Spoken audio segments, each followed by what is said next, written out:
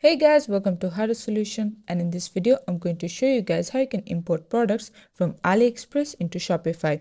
What we need to do is just search this one called Deezer on our Google Chrome. From there, I'm going to try it free, and then we're gonna enter our email and put a password.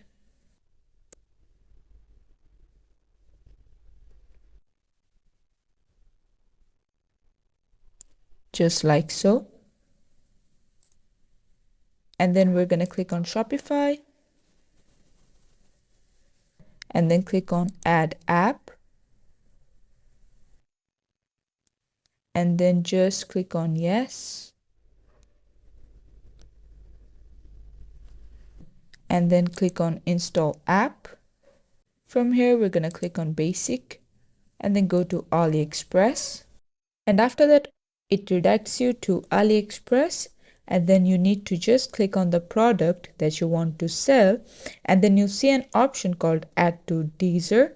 You're going to click on that, and when you head back to Deezer, there'll be something called Import List at the left side.